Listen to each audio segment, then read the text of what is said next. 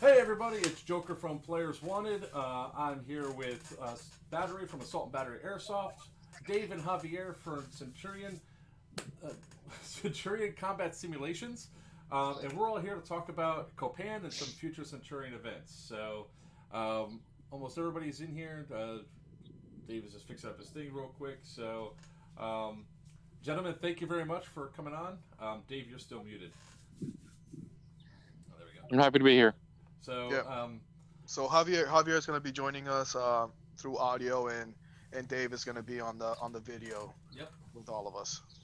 So I just want to say thank you guys again for coming to us. We really do appreciate it. Even though we're small fish in this, we really are excited about Copan. But before we get into talking about Copan and all that, I have a question for you. What is the meaning of life? See if anybody gets the answer right. I'm waiting for Dave to answer that one. Dave, you're still muted? No, he's not muted. I think his audio is wrong. Dave, make sure you have your right audio set up on your computer.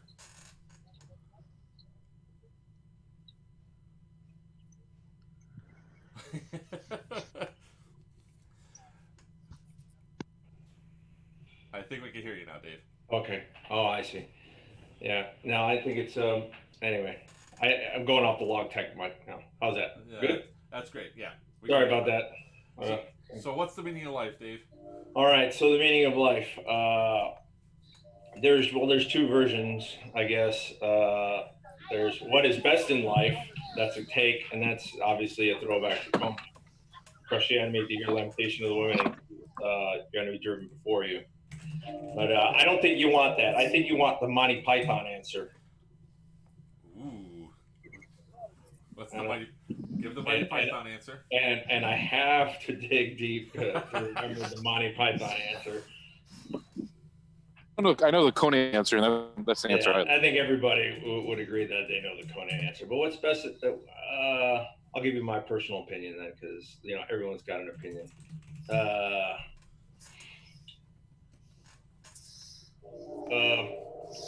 I don't know, man. Have fun. You ready? Yep, that's my opinion. Have fun. The existence of life.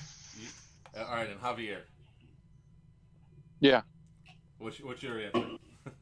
What's my personal opinion, or the the correct answer? Nobody's got the correct answer yet. Oh, I mean, I don't remember. I don't know the Monty Python answer. I know the. It's not Monty Python. Okay. Hitchhiker's Guide to the Galaxy. The answer's 42. I hated that movie. 42. I hated that movie. I'm gonna be honest. I was told that you were a nerd and that you would totally get some stuff on, so I went into my nerd roots to pull that one out. Dave That's pretty deep. That's pretty deep. And I have a theory on nerddom. Here's my theory. If you want to give me a few seconds. Oh, that's right. Sorry. Nerddom is a spectrum. Okay. As you can see, I'm wearing a Rush shirt, so that kind of puts me on the spectrum. All right. So before we go any further, first, Javier, I am sorry. You're absolutely right.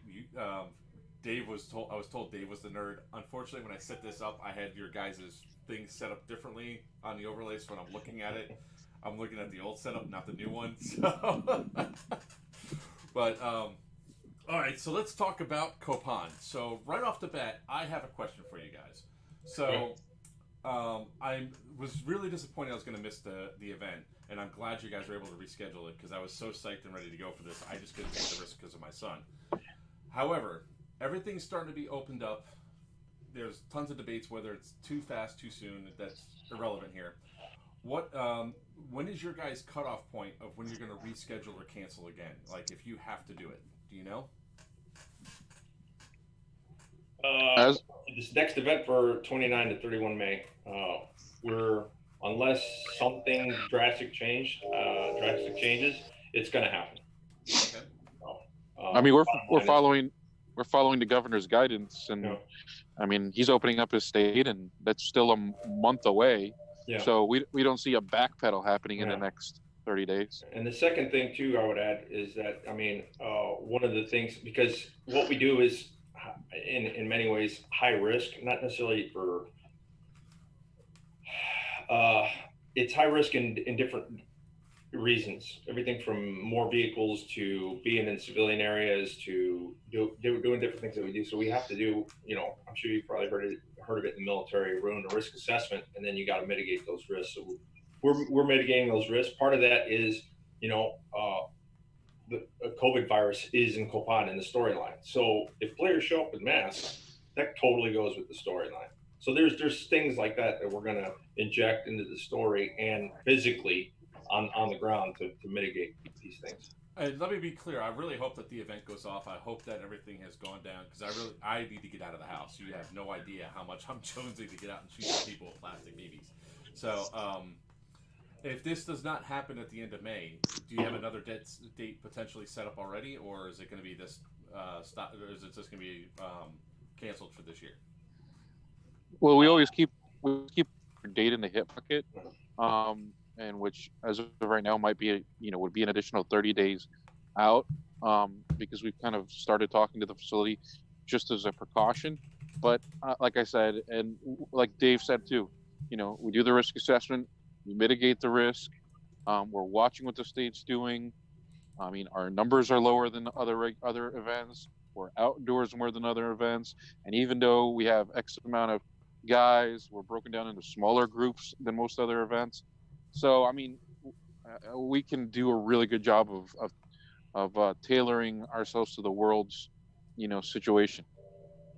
Okay, excellent. All good stuff. So, one of the things I got to give you guys credit for. So I've done about 20 events over the course of the last 12 months. A lot of them are smaller events down here, but I've done traveling all over. Your guys' storylines and the writing that you have is so good. You had me going to I can't tell you how many times I saw this news thing pop up on my feed and I'm like, what the hell's going on in South America? Go and start searching and looking and everything else. It's like, I don't see anything. And then go back and look at the original thing. I was like, oh, it's the Copan group. So, yeah. You guys are phenomenal with your storytelling. And I think I have not seen anything quite equal to it yet. So for somebody that hadn't seen a Copan event before, you guys are doing a phenomenal job of storytelling. Well, thank you. Yeah, and also like even on YouTube with some of the videos of some of the players that posted on. I mean, I'm excited. I'm definitely excited to go to Traición de Copan. So I'm from South America, from Venezuela myself. So when I saw some of the storyline, I was like, yes. Yeah, it jives. There's a lot of it. Obviously, there's a lot of overlap because we try to base it on realism to make it more immersive. So yeah, Venezuela obviously is. I mean, we keep the same country names, but Venezuela is part of a federation. So there's 9 different countries in South America that federate. I don't know. I'm feeling kind of froggy. I might not go U.S. Hey man. I think you'll see maybe in the replies that when guys are finished watching this podcast, they'll be like, you'll see my guys on the fairer side. They're fanatical. Yeah, they're without a doubt Airsoft's Mill Sims cult, biggest cult. I originally came on as a player. Like my first experience with Centurion and Dave and Bubba and what they were doing was as a player before I became part of the staff team and working in the events. So it was the most refreshing thing in the world for me to see an event that wasn't based on Americans versus Russians, and it was like, holy crap, somebody finally broke the mold. It's always a little awkward and weird, especially to do the U.S. versus Mid-Eastern thing.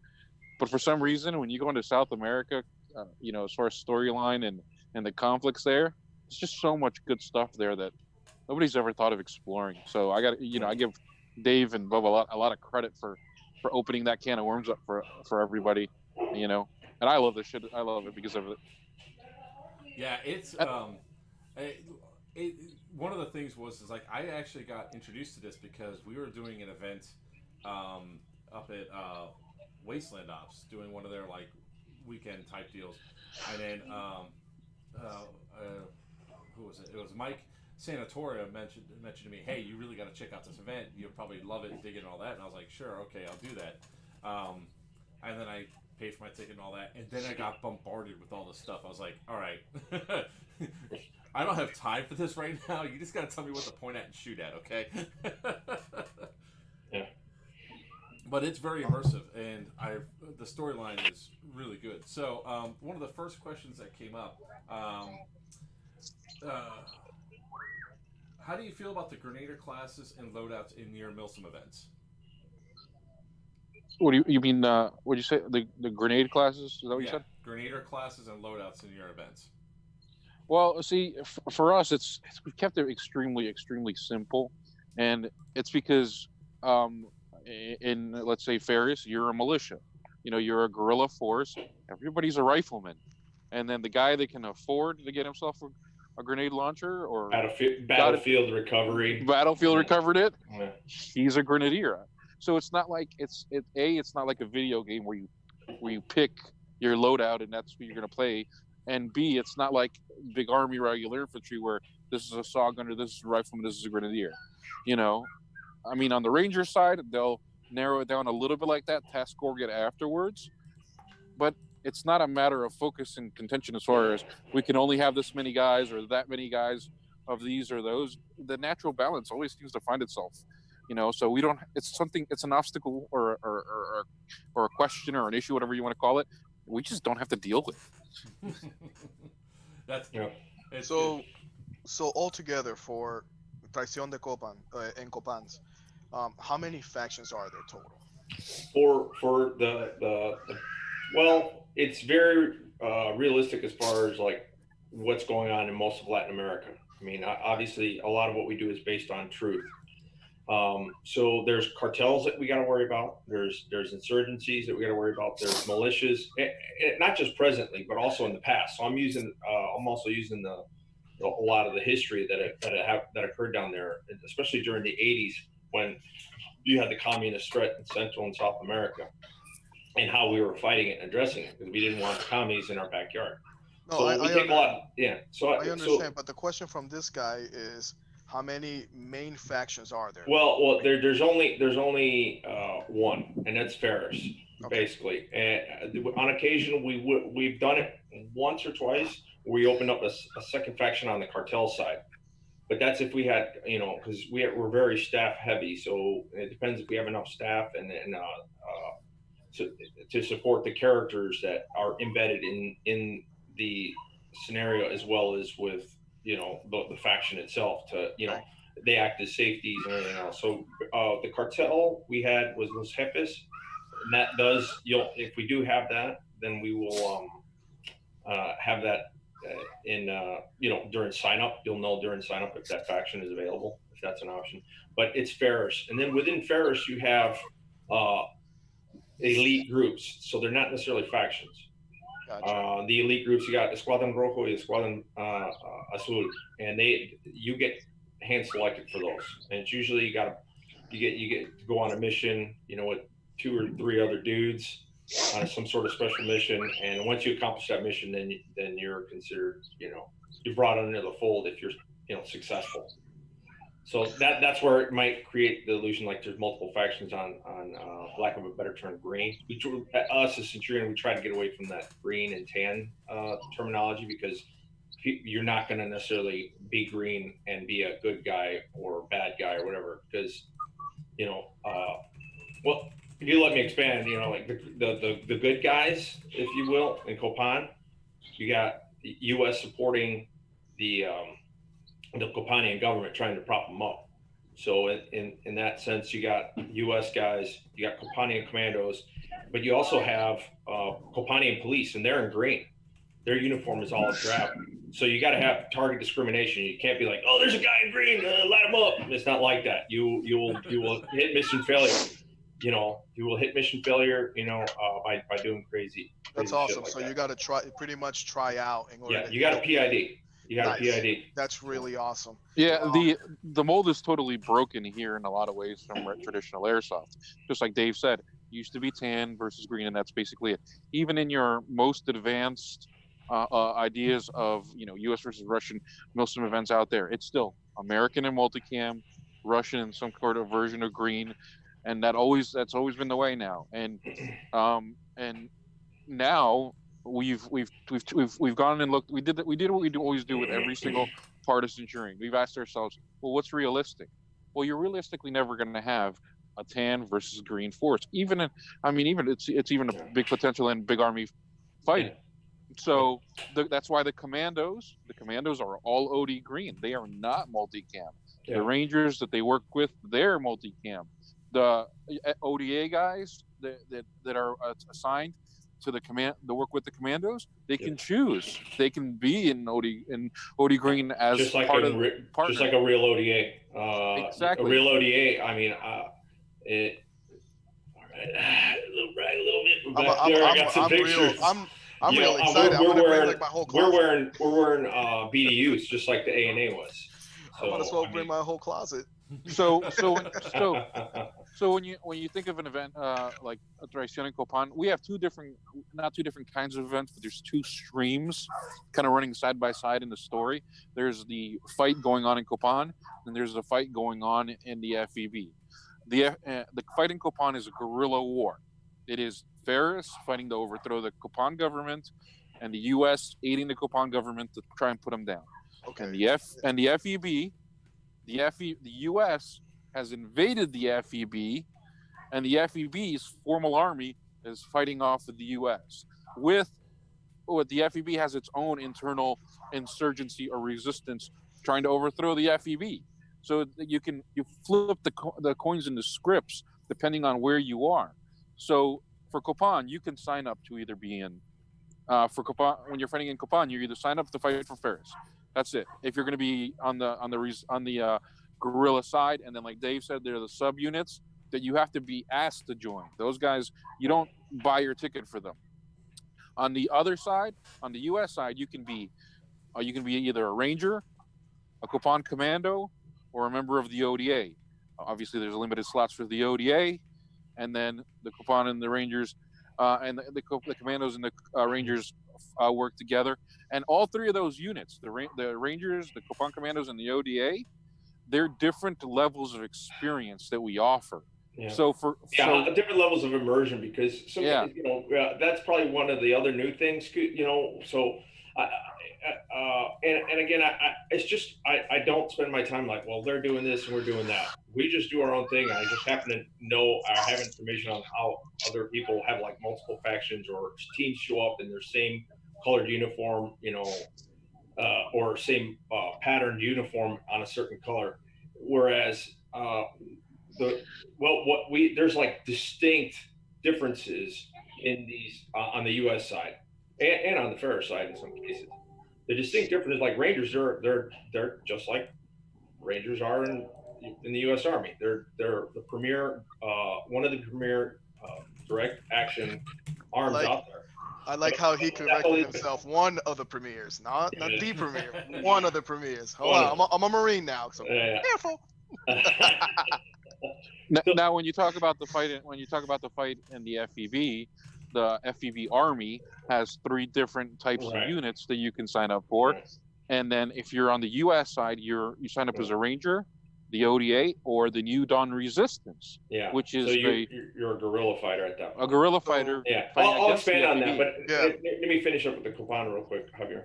Well, so like ODA is way more is in some cases more immersive, but and you're more in the hot seat. That's why they're limited. You have a lot more decision making going on the ODA, and commandos are kind of like a happy medium between the Rangers. Just say, do as they're told. They go over there, hit that, and the goon squad hits it, kind of thing. They're not as immersive. So if you're not comfortable and you're like maybe we're not trying to freaking scare dudes away, obviously. But if you might be a little intimidated, then go Rangers and see how you do that. Because that's more in line with regular milsim events. Where you're just kind of running and gunning. And in Copans, are we allowed podemos hablar en español to make it more fun? Okay. Fuck yeah. That's encouraged. What about Anabieski Arabic? Yeah, I mean, if it fits the scenario and makes sense. Yeah, absolutely. You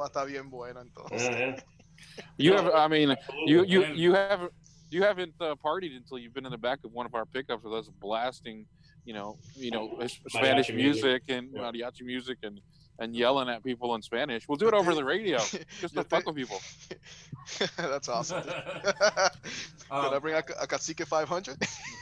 Yeah. When Dave and I have to have like conversations where staff conversations, we just talk in Spanish. Well, your operational security is really good for me then, because I would not understand a single word you're saying. Just all right, we do have a question that came in. What is your do you guys ban things like miniguns at your events? From like on a vehicle? On a vehicle, no, we're fine with it. I have a feeling he's talking about carrying, because I don't think this person's going to bring a vehicle to an event. Oh, he won't. If he's carrying it, yeah. If he's carrying it, he's going to be sucking. It's going to the missions and the op tempo is so fast paced that something bulky like that. Guys, because I mean, there's times where you're going to need both hands. You're moving stuff. You're helping buddies out. Yeah, it's very dynamic. I mean, you regret the decision. Oh, I would, because there's guys that bring a couple weapon systems, so it's mission dependent. I would say if he wants to bring it, like hold down if they got let's say a mission to defend, and they can move it there. I'm fine with it. But in some cases where you're like assaulting and stuff, probably not a good idea. Yeah, it's like guys that sign up that messages and say, well, we want to be part of the sniper squad. How do we get into sniper squad? I'll be like, look, there is no official sniper squad per se. So bring your sniper rifle and then bring a regular rifle. And then you'll realize why. And then, if he's lucky, he'll get to pull it out. Yeah. If not, he's got the right weapon for the mission. Yeah. Because also on one hand you got a mission set. So there may be instances where you could totally use a sniper system or a minigun or whatever, because it would without a doubt help your mission. So on one hand, you may have a mission that could support that, or you have to have a mission that could support that idea or that weapon system. And on the second half is like, we leave it up to the players in some cases to figure it out. I mean, give them a warning order, and you come up with a plan. So because I have my big Bertha back there. Then that's my M249, and that thing is heavy as hell. The first time I decided to try to run with that thing, I was 27 pounds overweight. I was not enjoying life. Put it down on the ground and left it at a spot, and it just stayed there for other people to use throughout the entire day. I was like, the SS-24 is heavy also. Everybody that I think I can think of that has brought an SMG or even a heavier machine gun. I mean, we've had a couple guys bring 1919s, a BAR, but that's not really a heavy machine gun.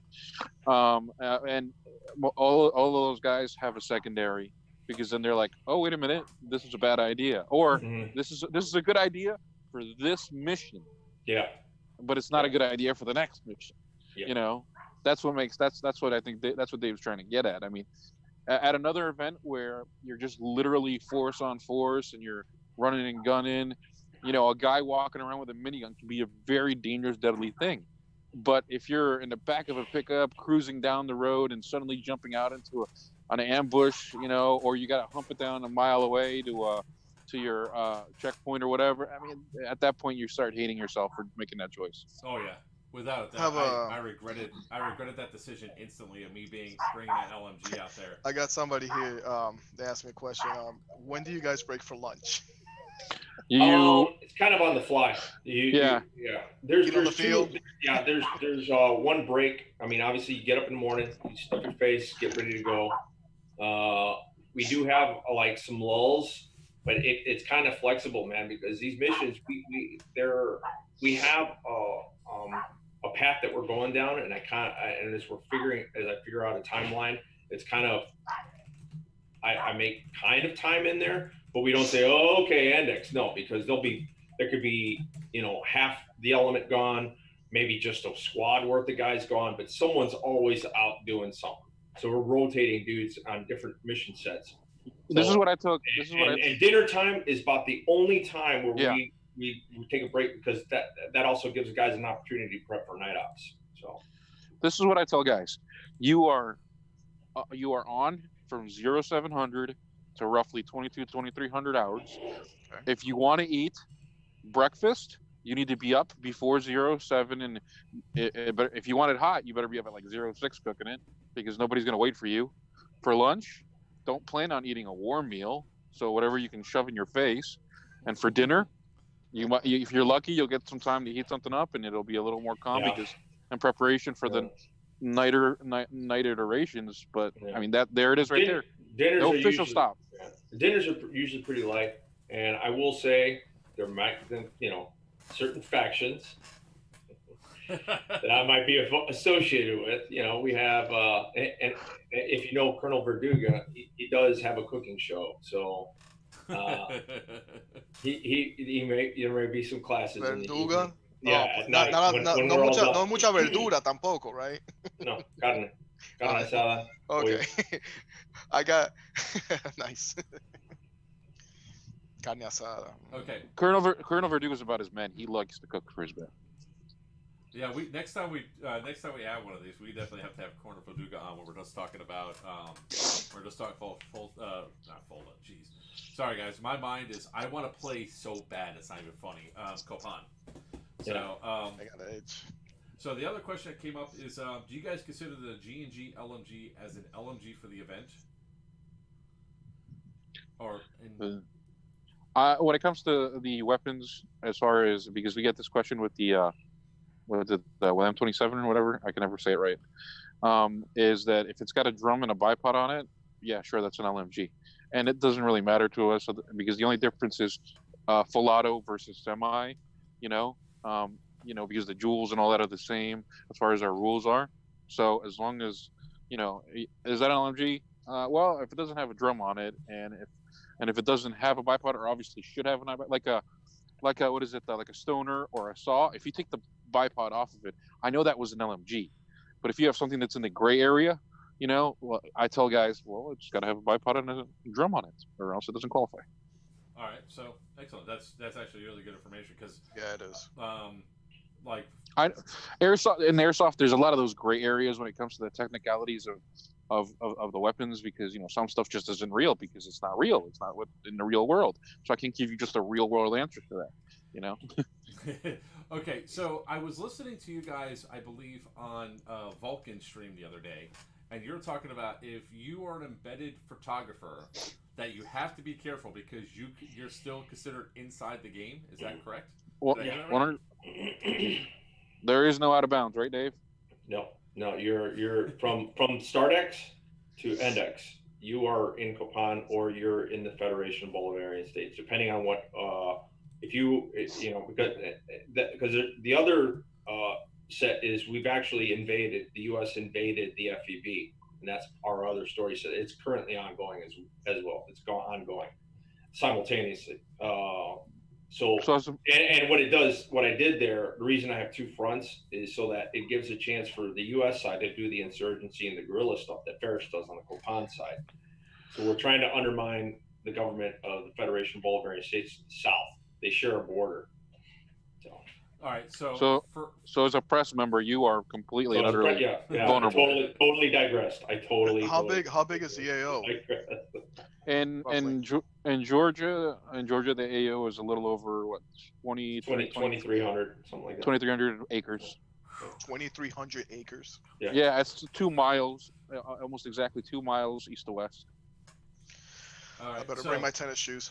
Well, I mean, that's part of it too, is why we're so vehicle intensive. We rent vehicles. We'll do the UH-60 U-Haul,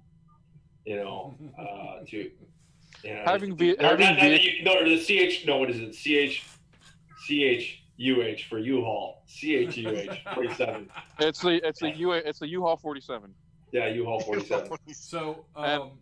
And the reason that's the other thing, vehicles, and that once again makes it very different, because for this event, before things, we had a few people, shift and drop out, but we had up to 10 vehicles per side, and these were participant vehicles, which were either gun trucks or troop transports, and this allows us to maintain the tempo of the event over a long period of time without burning you out by sending you on a on a 1.5 mile movement to then for 15 minutes of contact. Well, I can move you in 5 minutes, and it results in 30, 45 minutes of contact, retract, and send you back out again really fast. So it means the tempo can stay high, even though the event doesn't stop. We got some pretty cool rules too on vehicles that are kind of different. It's kind of gamey. That's where it kind of steps out of our realistic stuff. It's kind of gamey like Battlefield, but it keeps it interesting. One of which is the hit stick, which one of our buddies made from Rudiment Arms. And it's just a little piece of Velcro, just a little piece of Velcro, two sides, and that way you keep tabs on your blowout packet, your blowout kits. I still gotta buy mine. Quick question. Yeah. So you got, go ahead. Sorry. Yeah, and the other one is the vehicle. When we were talking about the vehicle, they actually do respawns instead of your vehicle's killed, you got to go away. We actually got a pretty neat little rule where you can get, if the vehicle's hit the first time, it's disabled, and the second one kills it and anybody in it. So the first one that disables the vehicle, everybody's still alive. So somebody who's got enough balls could get out, pop the hood, and shut it, and you've repaired it, and then the vehicle could get back in the game, just like the hit stick, but in a vehicle version. So that's actually pretty cool.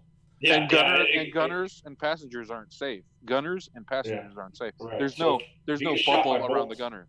The only safety consideration you have is no grenades in vehicles. They don't mix well. So you cannot chuck grenades at vehicles. Going back to the photographer question.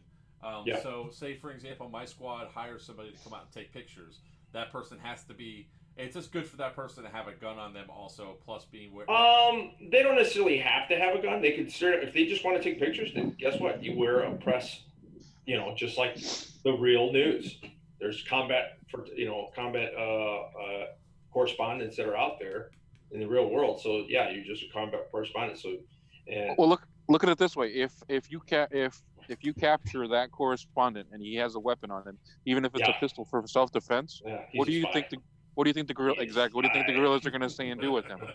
This one is spy. If you're a correspondent and you have a camera and you have no weapon on you and you're cowering in a corner, you're more likely to be treated well and or let go. Yeah. That's why we say that you are at risk of being taken hostage, because that is a real possibility for some asshole that thinks he's going to go out to a third world and take photos. Yeah. And I mean, just like real world, a guerrilla force, especially in like Latin America, they will roll up a reporter, but they're going to weigh their options. They're not just going to recklessly kill the guy or recklessly hold him hostage for ransom, because that makes them look bad. So, I mean, they're going to weigh their options. We're like, well, maybe we'll hold them for ransom, or maybe we won't, because that's really bad PR. So, that goes back to the person who's the correspondent. You better have the gift of gab, and you better have your wits about yourself. You better know what the hell's going on. Okay, to piggyback off that, what if somebody does not want to be taken at that point in time? Like personally, they're just like, no, I'm. There's always we have safeties for that. No, that those are embedded role players who will be like, in character, they will inject or influence, players to do something or not do something based off safety concerns.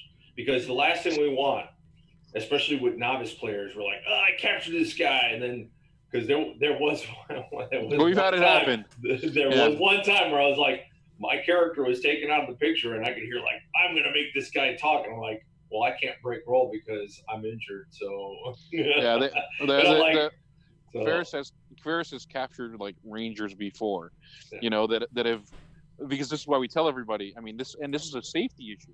We tell you don't go anywhere unless you're in pairs, and you shouldn't be going anywhere unless in a fire team element. You gotta let leadership know. You gotta let leadership know.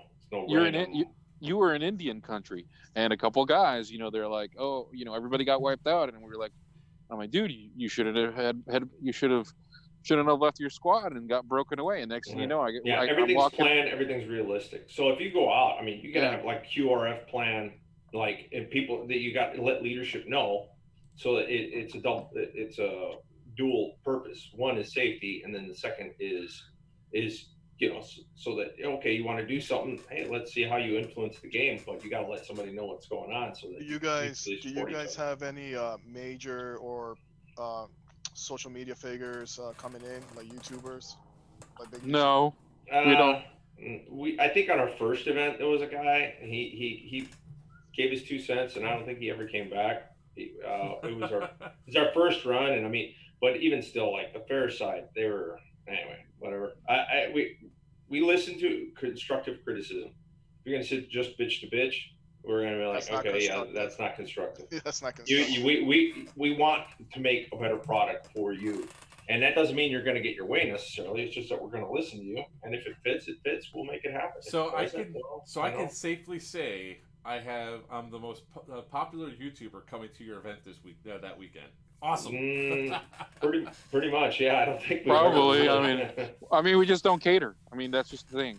We can't cater to your need to get that perfect shot, and we can't cater to the need for you to want to do a random interview when we got to get an op order out, or the QRF has got to get spun up, or you just came off a mission and you got 5 minutes to make sure you got beans, bullets, and you shove something in your mouth before you go again. I mean, it's just so we don't do any, like, assault and battery and players wanted. We don't do any of that. We always try to get the stuff that's live out there. We're out there to play. We're out there to have a good time.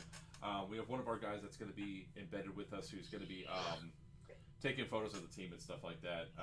So that's what a lot of questions that came up, because it's like, if he's being paid to be out there, we have to make sure that somebody's not going to capture him and then not be able to take photos for like 3 or 4 hours. It's well, and like Dave said, we're prepared for that. I mean, when the Ferris rolled up that Ranger, I had to roll in and be like, what the fuck, man? I mean, we were there in a village, and I'm like, I gotta find a way to get this guy out of here, So I was like, take him out back, shoot him, get rid of the body. I remember that. I gotta see that happening now for me. If like they come running up as if they intend to capture me, boosh. I think that was the guy that was caught by the cartel, and I think they treated him nice and tried to flip him or something like that. I mean, we've had. I mean, we've got. I mean, I think it makes it a lot of fun. I mean, we've had operatives, and this was on the FEB side. We had Colonel Verduga sent in an assassin to kill the resistance fighter for the New Dawn Resistance, working with the Americans. The guy infiltrated the community, surrounded by lone operator mission. Yeah, he got inside.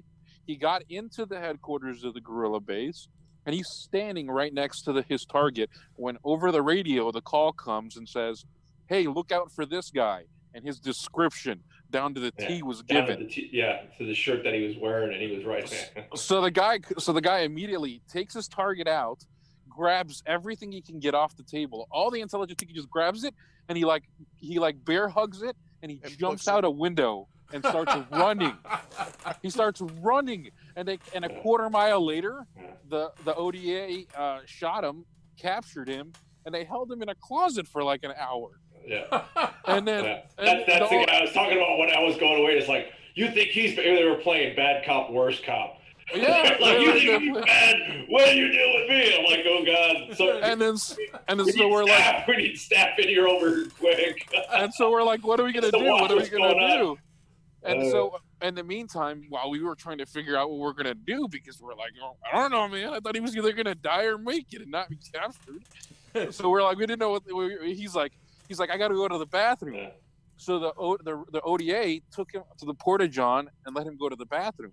Well, while he was in the bathroom, he took his belt off and faked hanging himself in the porta-john. Yeah, they didn't get anything out of him. So when the ODA came back, they had to let him go to respawn. They had to let him go. He killed himself. The genius. You can't plan for that shit. That's the kind of thing you're like, oh my god, that's genius. Is there any currency or anything that we can bring to bribe? Like candy? I don't know. I don't know. We do have Centurion Citizens Group. No, not Centurion. What's our page that's open for everybody, Javier? There's the community page. There's Centurion community page. That's it. That's right. Centurion community page, and that's a place for that. And I've had guys bring. We're very prop heavy, and not crappy props either. Like some, I try to, if the budget allows it, I try for a Hollywood type props. Like no shit. I open a suitcase and you're like, oh goddamn, that's a lot of goddamn money. I mean, one That kind of one shit. I'm year not kidding you. Yeah. for like right now for like Ferris. You know how if you go look at photos of like the ELN and the FARC in Colombia, you know they have those armbands. Yeah. You can now buy Ferris armbands, you know, like that, or you can or we a year or two ago we ordered you could order Copan national soccer jerseys. Yeah. So you could look like a citizen. Citizen. Yeah. Yep. Yeah. It gets it. You know. I mean, we've had guys bring coffee bags that were, you know, with Copan, you know, coffee companies. Stencil. Yep. All right, my dogs are gonna go nuts here. Just a quick question. So, what Joker was, what you guys mentioned, what was it called? The stuff that you said you needed to buy, Joker, with the Velcro. Oh, the hit sticks, right? The hit sticks. Yeah. And those are. And what colors? They're only one color. They're different colors. Yeah, several different colors. You can actually. You can buy it in either tan, OD green, and I think a Rudiment now produces in black. And then you get two strips, and they both start, you know, the color of whatever the material is, which would be green if it's an OD green one. And then when you get hit, you flip it over and it shows red, so you know how many times you've been hit. And how many of those do we have to purchase? Just one. Just one per person. Yeah, because it's on your body. You just. And I'm one of these guys when it comes to equipment, any equipment, I try and be like, I need to find a multi-use for it. I hate single-purpose equipment. That's why I resisted Kydex holsters for the longest time. I'm like, I got a universal holster that works forever. You know, it's not even a crybaby one; it's a nice one, and I can fit all of my guns in it. And then so the Omnivore. But the hit stick, I'm like, guys, the hit stick, is endless creative options that you can put it to use, other than just, you know, to mark your desk and be a good part of your gear. You know, one of the things that first off, I just want to. Colonel Voduga is a badass cook, by the way. Came from Doug Smith. It's got the best guac in Milsom. All right, so I want to toss that out there for everybody. All right, so going back to this one, this probably somebody hasn't been to many events, but I have one question about the ticket cost right now is $165, right? Yes. Okay. He asked when's the deadline to buy. I would just probably say, well, probably want to do it quick because they're probably going to sell out again. Sell out. It's either sell out and either like the day or two before. You know, we got to outline the last of the logistics. It depends on the AO. It really depends on the AO because some AO guys, you know, want payment up front farther ahead. Some guys are like, oh, you can pay us at the end of the weekend. So it is per event. But for this event, it's either sell out or, you know, the day before we can still take payment. Okay. Excellent. Yeah, last time I checked, I don't know if you guys updated they did. the site. They shut you down right away. The link inside of there, Okay. the tickets are sales are up again. Perfect. They had them off for a while, and a lot of our guys have been looking at doing this one, and it's right after Stonebreaker. It's like, my wife, by the way, doesn't like either one of you two, Dave or Javier. So before the virus thing happened, we were a little over a month. We were almost a month out, and we were down to the last 6 tickets.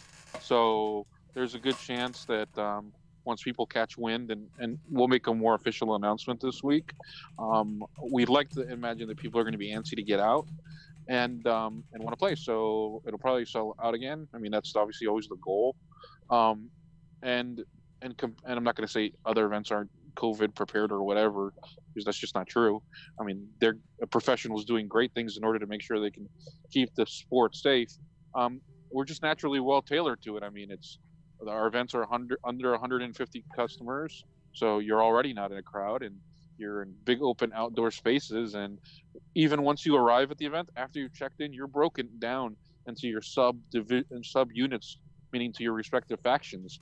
We don't hold a formation, so you're not going to coffin anybody in a 300-man formation, you know. So it's just, we have all the steps are just naturally there. So along with the above and beyond steps that we're going to take based off of the recommendations that Georgia and all those put out and the CDC, our events just naturally seem to be prepared for this kind of situation a bit better.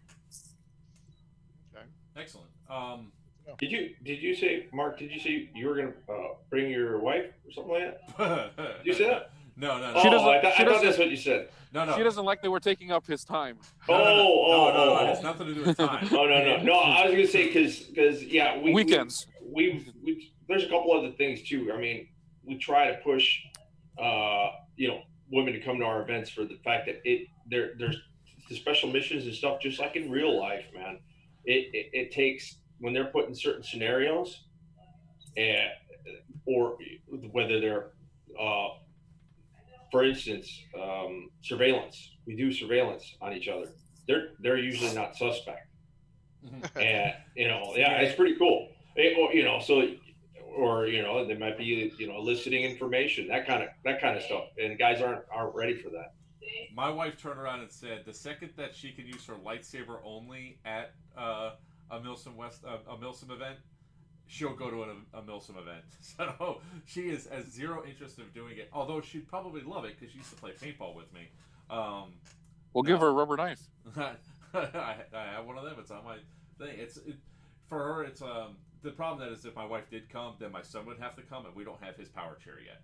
So my son also wants to play. He's 9, so I don't think we've talked much with you guys about that. But essentially, we're getting one of those action track chairs, like how Freddie Flux got one for Veterans for Airsoft, and we're doing the same thing with that. We're gonna mount an LMG on it, encase him in plastic so he doesn't get hurt, because he's got muscular dystrophy, so he has really no strength. My youngest daughter plays, plus my oldest daughter, but she's pregnant now, so I'm going to be a grandpa in September. So, yeah. Oh, wow. Congrats. Yeah, I know. I did not expect to be a grandfather at 43, but so we tried to turn it into a family affair. What I was saying mostly was the fact that of how much money I had to spend for Stonebreaker and for this event, like back to back. Yeah. There is also, well, I mean, we have couples. We have quite a few couples, especially on the fair side. I think that we had one female on 10. They usually join at the fair side, and I put them to work. It's pretty cool to do special missions and stuff like that, and they love it. There we have a bunch of father sons, and the same thing. I think Dan's had like one or two father-son teams, but yeah, there's been quite a few on the fair side, and they're regular customers. Doug Smith was finally able to join the chat, so he says hello to you two gentlemen. I know you guys can see it. Yeah, that's like the only thing. It's like now that usually we have all these events, we do like one event per month. It's broken up and it's all nice. This is really compressed the heck out of all the airsoft season this year. So speaking of that, I mean, I think we covered Copan in depth. So after that, I believe you guys have another event right after that, right? In Illinois? Yeah. At the end of July, we have our first event in Illinois. It's going to be held in Southern Illinois at Camp Manitowoc, I believe it's how it goes. It's a campsite. They host all kinds of camps there. And it's 280 acres plus the lake. So it's our smallest AO, but it's that we've ever used. But it's pretty cool. I mean, technically, it has more buildings than Georgia does, and it's pretty fun, variable terrain. Okay. And water ops that we won't go into too much depth about, but will happen. Oh, that's a whole new element. You see the smile on my face right now? We're not reinventing the wheel there. We're not the first ones to do that kind of thing, but we're gonna throw our spin on it. Hey, it's new to me. That's all that matters. It's new to me for airsoft, that is. So yeah, I got a big old smile now. We did have one event where we did with water. We had partisan link up at Tiger Valley. That threw guys for a loop. They went down. Yeah, there was a fisherman on the river, and they had to give a bona fides, which is if you've ever seen any World War II movies and spy movies, it's like, hey, whatever. John has a long mustache, cheers against the wall, and you're like, oh, that's my guy. And Red Dawn. Then I'm supposed to, yeah. So then they load up on the boat, and they go down the boat to do a meeting with some dude. So it's pretty cool. And I'm like, what? I actually got to get on this boat, go somewhere. and that's the other thing too that is completely unique to our gameplay is we leave the play area. And in some cases, it might be kinetic, but you'll know on the warning order that you're given whether it's kinetic or not. Meaning, you take a gun, or a gun will be provided for you. Because there was an assassination in a home outside the play area. That was pretty crazy. That's another, and I can't divulge too much about that one because that storyline is still in play, so I can't really. Nice. So that's a big thing with Centurion is like you can't talk about this. I like that because it kind of adds to the whole myth perpetuation thing. But it also it carries like a lot of weight. Like Colonel De Leon was killed, but as to who killed him, nobody knows. Nobody knows the truth. So Traición and Copans, it's a series. So which is this the first one or? Yeah. No. Traición and Copan is the name of the story and event of the chapter. Let's put it that way. Okay, what chapter are we on? and well, no, it's not. So it's hard to. So consider the conflict in Copan, one book. Consider the conflict in the FEB, another book, as part of the same series. So, and each event is just a chapter in that particular story. So there isn't. We'll go back to the same AO multiple times, but you won't be going back for, in TCA's way of putting it, Stonebreaker 1, 2, or 3, or 4. Yeah. Here, I gotta put it in veteran terms. All right, so you got Operation Uphold Freedom and Operation Rising Freedom. So those are two different operations for two different theaters. The first theater is Copan, and that one's Uphold Freedom. So you got to think Uphold, you're trying to uphold the democracy. That fight is happening in Copan. And then there was the invasion of the FEB that occurred. And then that's Operation Rising Freedom, meaning we're trying to liberate that country.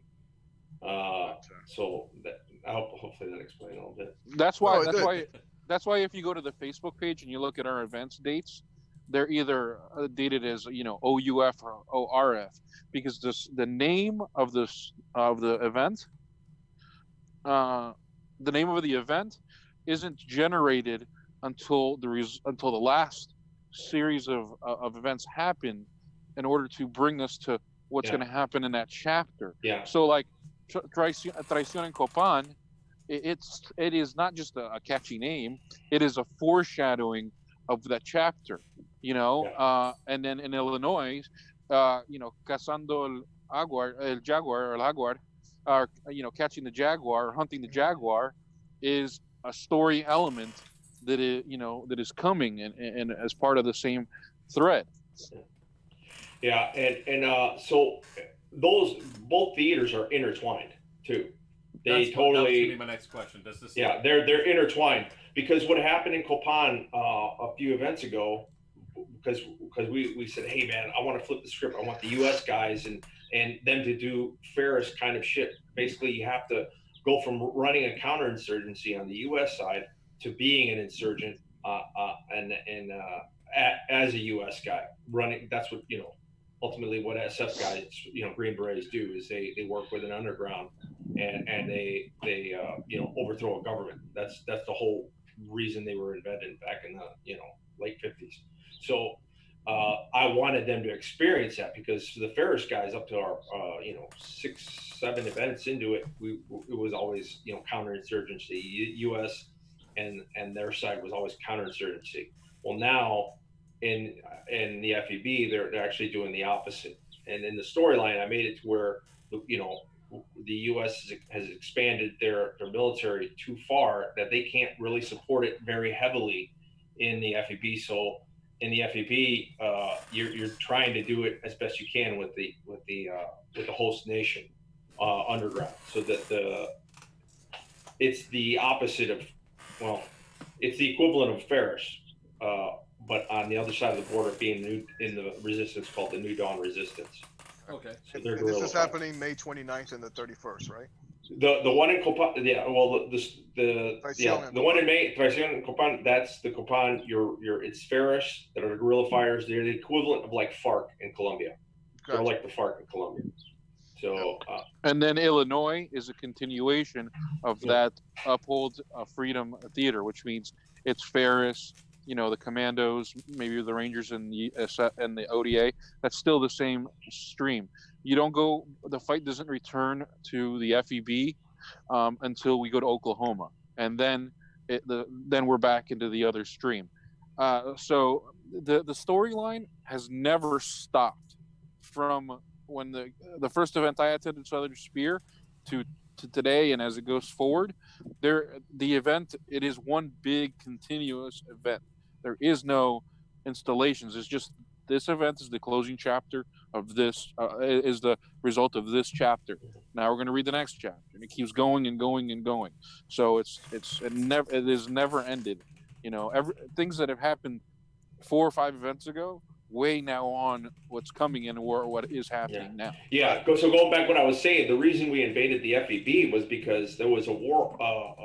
There was a war hawk, a fictitious senator named Joe Jackson out of North Carolina that wanted to continue to fight in Copan to help liberate him. But in the storyline, Trump wanted out, and I had little tweets of Trump tweeting like, "We need to get the fuck out of Copan," blah blah blah. Totally channeling Trump. It was awesome. And basically, we need to get out of Copan. We're wasting taxpayer money, yada, yada. And so he went down there to do a personal investigation. Well, Joe Jackson got assassinated. VBID took him out. I'm glad you reminded me of that. Yeah. So, again, we don't know who did it. The reason why I'm so glad is because I have people that actually went on your thing, and they're like, check this out. They thought it was actual news, and I'm like, no. Yeah, that's crazy. Again, that's awesome. That goes back to the storyline stuff that you guys do. So I'm gonna drop a bomb here. This is the kind of thinking that I want to get away from. Very linear thinking. I want people to think outside the box. And so, for instance, everyone thinks Ferris killed Joe Jackson. But this is where I want to take it out of Milsim and into real life. Don't believe what you read, because the truth is in the intent. Why would Ferris kill a war hawk when Trump is saying he wants out of Copan? Everybody's convinced Ferris killed him. But why in their interest, what would Ferris get out of taking out a U.S. senator? Oh, fake news. Nothing. Because they want the U.S. out of Copan. They want control in Copan. So it's totally against their interest. But everybody believes Ferris did it. But I'm like, well, do you really think Ferris did it? All right. That's the kind of thing. And I'm not going to say if Ferris did it or not. Because there is a potential that Ferris Don't worry did about it. I'm gonna go to Traición and Copans, and I'm gonna play every single, because now I'm hooked. Now I gotta play now to see what's gonna. Maybe Verdugo's not a bad guy. Maybe. I don't know. Quickest way for loyalty through my stomach. Maybe the U.S. made him. Well, that's the man that he is. That's the thing, and I think that the level of story that's been created is what fuels the participant dedication to whatever faction or side that they choose. So it's like Dave says, like, Verdugo might not be that bad of a guy. No, yeah, he was. Here's another bomb that most guys won't know, unless you look in. It's online on the little freaking website, joincenturion.com. We got our current storyline both in current events and news, and like the history of characters, the history of the nations. It's ridiculous. It's too much. And in there, if you read Verdugo's bio, he was trained by U.S. Green Berets and by the CIA. And then at some point in time, he flipped. We don't know why. We don't know how. Yeah. So I do have a question that's from the chat, but I'll get to that in a minute, because I want to know about, does Colony Wars play in any of your storylines at all, or no? No, that's completely separate. All right. So there's really no factions that are going to be going there. No. Okay. All right, excellent. Just all we'll say about that is well, other than what Javier says, it's pretty tight-lipped, but you can guarantee, we're going to do our best to. It's huge. Do what we do. We're bringing what we bring to the table. Yeah, so they've created a whole unique faction for Colony Wars. So just like every other event producer did it too, they all created a faction, and maybe a little. I'll be biased, but Dave, his imagination sometimes can really run wild, and Colony Wars let him run wild. Now we have had Ferris. Verduga. Colonel Verduga we have gone to other events.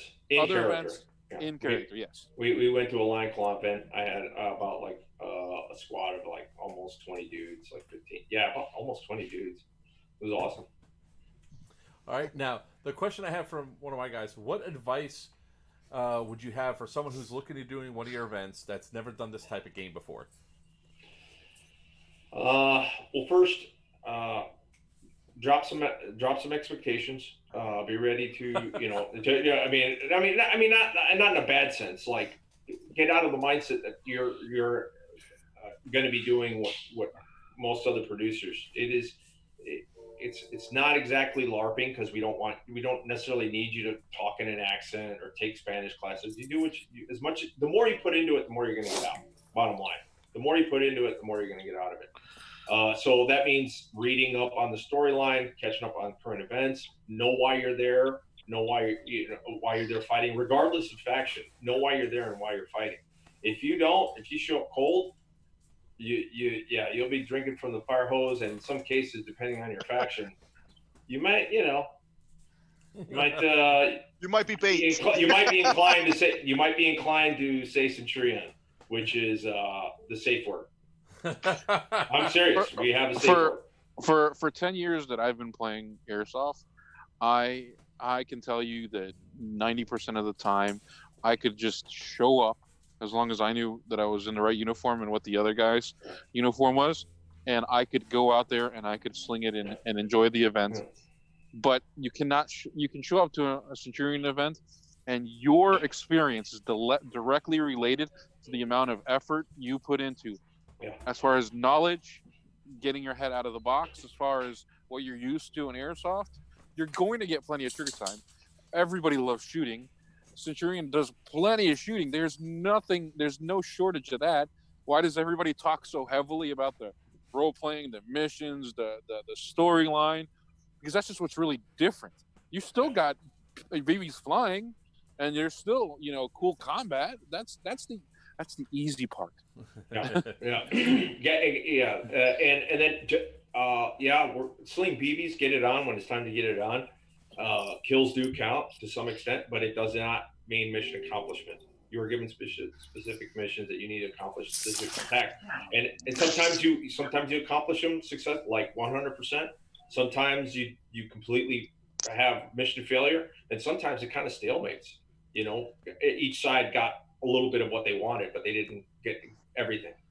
So it's very player dependent and player driven in those instances. Doug gave a shout out. He's been to every event except Southern Spear, and he's a Centurion junkie for sure. So it's kind of interesting because I only did one really heavy roleplay type event, and that was America 10. And I did not realize that I was going in to be Germans, and I was placed in front of as one of the Jägermeister Jaeger. Was that one of those European games?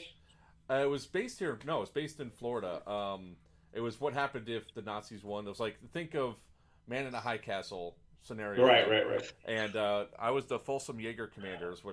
And at one point, all these warnings started going off through the radio, and they said, yeah, somebody sabotaged this. And I remember that one of the mechanics had a weapon on him. I was like, kill the mechanic. The mechanic probably sabotaged everything. And they go, what? It's like, kill him. If in doubt, kill them all. So they mass executed all the civilians. I don't know. But it happens, and it's happened in our events, and there's repercussions. Yeah. There's repercussions. And because there would be repercussions in real work, and in some cases, you might be able to get away with it. In other cases, you won't, and it does 100% affect the story. So I mean, we tell guys. I mean, we tell just guys. There's two big fears when people associate them to the idea of coming to a Centurion game. I think fear A is the fear of the failure. You know, they don't want to go to an event where they might be challenged beyond what they're used to, just point and shoot, and fail around their peers and let down their team. You know, so don't be afraid of that. Is what I try to tell people. And B, yes, once again, role playing and the theatrics of it is talked about a lot, but it's not to the point where, you know, people are still getting, you know, mission briefs, an op order, a plan of attack, and, you know, weapons ready and executing on that. So you don't have to dedicate your heart and soul to it like guys like Doug and others have dedicated to it and enjoy it. I just can tell you for a fact that I know they enjoy it more because they do that. You know. Another question comes up about vehicles. So, do the vehicles have to have any sort of requirements on them, or can I waiver? They could be straight civilian vehicles. They could be technicals. They could be armored vehicles. They could be whatever. They just got to do a waiver. There's technically three classes of vehicles that we use in the events. You can either have a gun truck, a troop transport, and now if you have a gun truck, you can obviously maybe transport some guys, some kind of troop transport. So that might be like a pickup that's not armed. And there is an option for actual armored vehicles. So if somebody is, you know, there are occasional cool guys that have like a armored car with a metal turret on it. I mean, it's a real armored car of some kind. It was used by, you know, surplus, and, you know, it's 2 rockets to kill anything else. It's 3 rockets to kill something with a real armor. So I mean, we give them a real advantage for their effort, at least, the very least. And also a couple of things that we offer vehicle drivers. If you bring in a vehicle and you register it, you get in free. Yeah, the drivers. Yep. Drivers get in free. Okay. Yeah. So your battery knows what I'm about to ask next. We get 6 lives. We're in the process of, probably within the next year, we're actually going to have a battle bus. We're buying an old cheese wagon bus, you know, like one of the school buses. We're going to gut out the interior. We're putting 2 turrets up top, 6 turret ports down each side for guns, 2 out the back. We'll have a toilet, a shower, pretty much racks to sleep on. So that's going to be our battle bus. Can I field this one, Dave? Let me field this question. Yeah, go ahead. Yeah, go ahead. Go ahead. I'm going to let you guys finish describing it. Okay, so I mean, I just have a very specific answer for this one. You know, we got a very specific answer from Milsom West from Joshua, and it was fast. No. No. So I'll tell you a short story, and which we'll give you the answer. Okay. So pretty much that's what we're going to be building out. That's what we're going to do. We're just waiting for like a lot of this stuff to pass over and all that. But that's our battle bus idea, because I'm old. I'm 43. I'm old. I'm fat. I don't like sleeping on the ground. I'm making a battle bus so I can sleep out on the field and just pull my rack down. So, what's your guys' answer to that? So it was a year or 2 ago. It wasn't this year. It was not even last year. I think it was the year before that. The technicals usually are more prevalent on the U.S. side, and that's just because guys more get into the Jeep Cherokee gun trucks. And then on the Ferris side, somebody brought out a dune buggy. It was one of the military dune buggies. It was like a real military dune buggy. It wasn't armored, but it was a real military dune buggy. And this little 2-seater dune buggy was going around. It was tearing ass around the Jeep Cherokees, and it had a saw.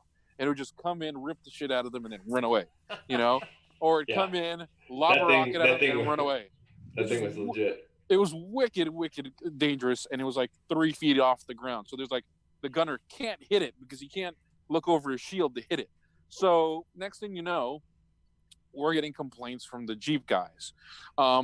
That's not, this doesn't make sense. This thing comes in and rips us up and then runs away and this and that. And it's just ruining they said it this way too. And it's like, it's kind of ruining my immersion because it's a dune buggy. And I'm like, dude, you're in a Cherokee with a turret on it. You need to go look up the conflict right now in Iraq and Syria, and you can look up photos from back when the FARC and the ELN were fighting in Colombia, and they are hodgepodging the craziest shit out there. They are putting what is it, T-72 or 255 or T-72 turrets on the back of a dump. I've been in that thing, and I'm dead serious. You know, I won't tell you where I was at, but it's a dump truck, a giant Russian dump truck with a T-72 turret on it.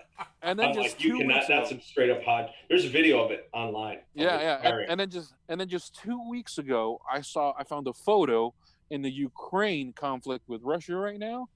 There, some of the rebels have taken a doom buggy, also armor plated the fucker, and put a machine gun onto it. Do not tell me that doom buggy is ruining your immersion, because it is very fucking realistic. More realistic than your armored than your turreted Cherokee.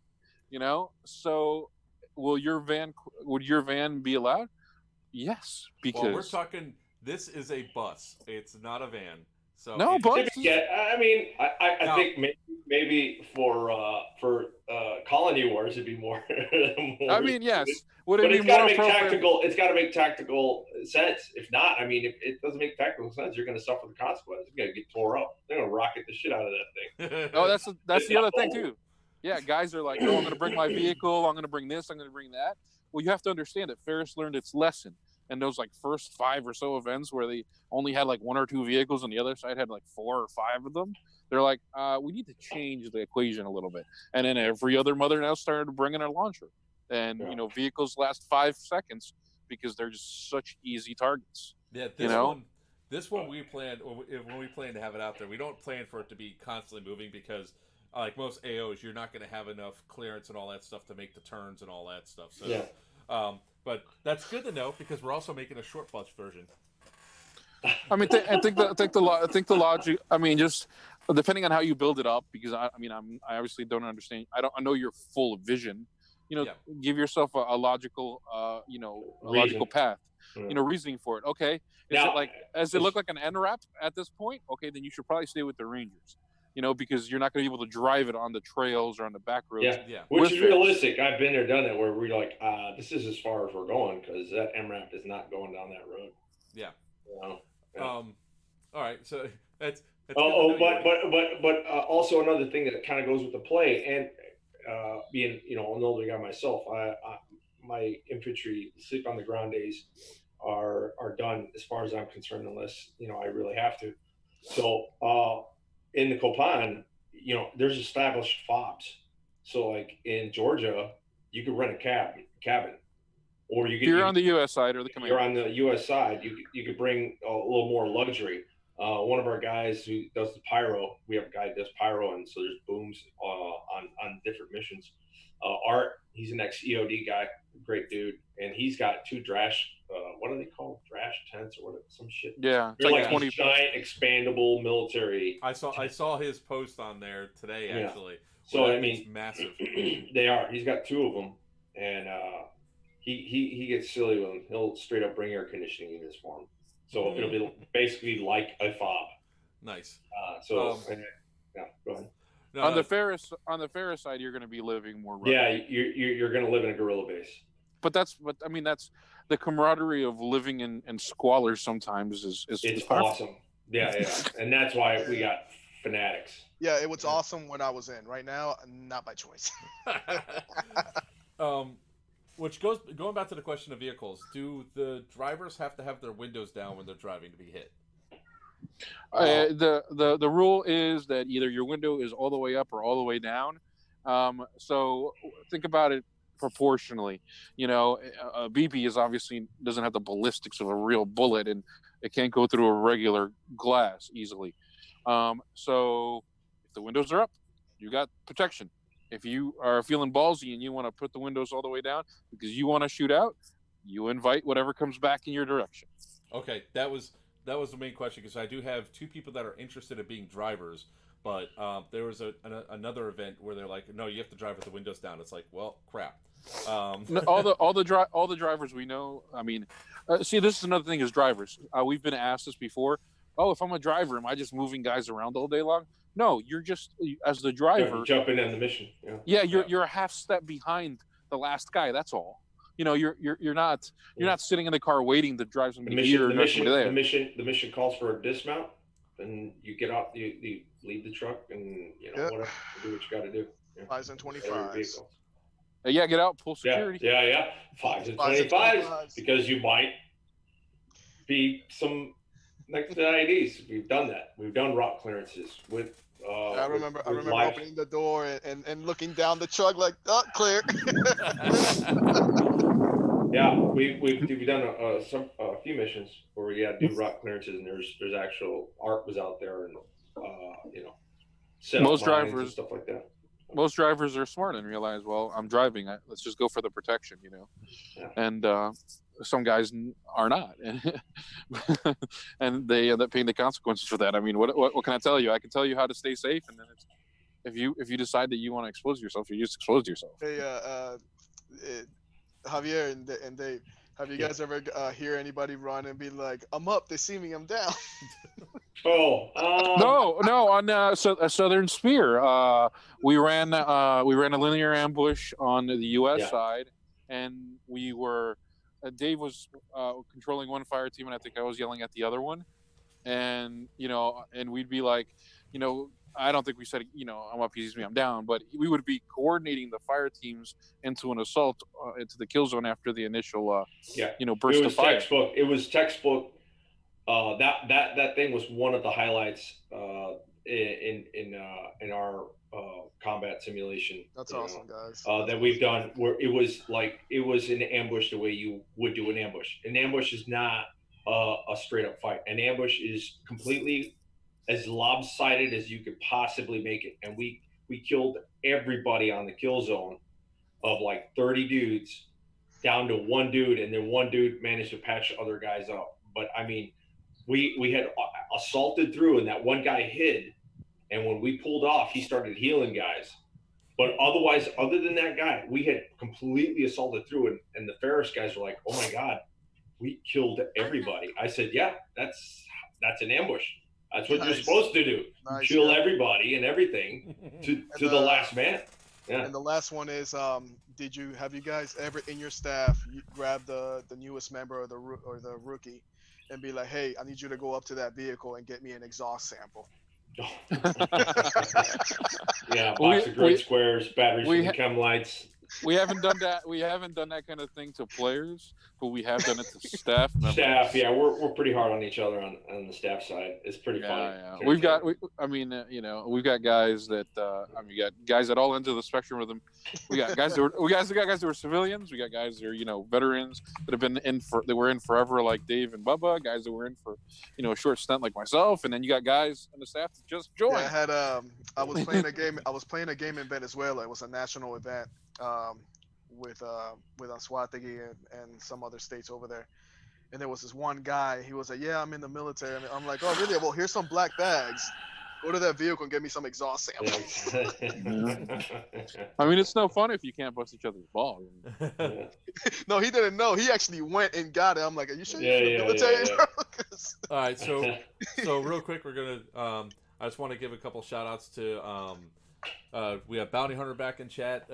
We also have Irish Airsoft. We have Preacher. And we also have Sasquatch is in chat with us right now. So he's the one Sasquatch is actually the one that got me to go to Copan. All right, so a question that came up is, what are your chrono requirements for riflemen at your events? Just read the tax op. I'm not going to waste your time going through the tax op. Read the tax op. Yeah, that's another thing where going back to, like, if you've never been to our event, what to expect. One of them is the tax op. It's a requirement because it's a safety issue. So it's a requirement that you read the tax op, you sign on the waiver that you read it, and it explains a lot of the play and everything, and a lot of the rule set and kind of expectations as well. And it's got all the weapon systems and what they're supposed to be shooting at. No, not at all. Come over here. I just wanted to share with you that I reported somebody's post. All right. Sorry, my wife refuses to come on camera, so everybody... Oh, there she is! Oh, wait. Oh, grabbed the wrong camera. Damn it! She ran out. Oh, she ran fast. I have 2 cameras up on top because it depends on how we do the setups, and I grabbed the wrong one. Damn it, almost had her. Okay. That's actually a great response because I was waiting for one of you guys to say it. Because if you guys didn't say it, I would have been like, or you could just read the damn rules. So I mean, we're really interested in Copan and all that. And now that, so if anybody drives a vehicle for the event, they get in for free. It's got to be approved. It's approved vehicle. We go through a small vetting and approving process of each vehicle depending on what it offers. Okay. Depending what it offers to the faction, like we don't want to put too many Humvees on the Ferris side. It doesn't make any sense, kind of thing. So, and all they got to do is message the page and say, "Hey, look, I got a vehicle I want to register." I'm like, "Okay, here's the link, which is the paperwork that you got to fill out because the AO requires it. And then what's the photo? Send me a photo and what's it got." And it's not a terrible process. And once that happens, the driver is given a link, a discount code that he can use to register with. Okay, excellent. Because it'd actually be my pickup truck, which is a tan pickup truck, so it actually matches the faction it would be. Yeah. It doesn't have to be color match. It just has to be logically matched. If somebody says, "Hey, I got an NRAP, I want to bring it to your game," I'm like, "Well, you're not going on the Ferris side. I'm sorry." Right. The question came from Sasquatch. He wants a clarification on driving speed. The safety video and the rules say different things. Can you confirm what the speed is? The safety video was made a while back. I think it's 20 miles an hour. Needs update. Yeah, it's 15 miles an hour on my op orders. Once you get it, if it's 25 if you're not around troops, but if you're in an engagement, it's 15. If you're shooting out of it and doing anything around people, it's 15. Okay. And if you're the other thing is if you're backing up at night, you have to have a ground guide. You have to have a what? I'm sorry, I didn't catch a ground guide. A ground guide. Oh, gotcha. Okay. And once again, the terrain, especially like in Georgia, the terrain, there's not too many options where you're going to like be able to blaze down the road, even if you wanted to. It's not going to happen. Okay. Yeah, that's our biggest risk is vehicles. So we try to be pretty. I mean, there's a lot of vehicles, and that's the thing that could probably hurt somebody the worst at our event. So we're pretty, stringent on vehicle rules. Okay, excellent. And does anybody else have any questions? I mean, personally, I'm really excited for the event. I mean, I hope that everything goes smooth so this can actually go because I really need to get out to an event.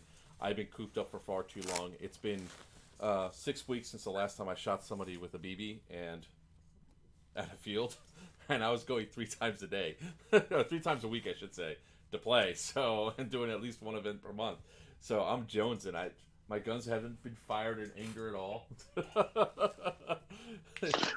I mean, the arena training facility is a really cool place. I mean, it's got some awesome ranges, some great terrain. I mean, it's just I mean, if you're going to go away for a weekend, it's just a nice place to go to.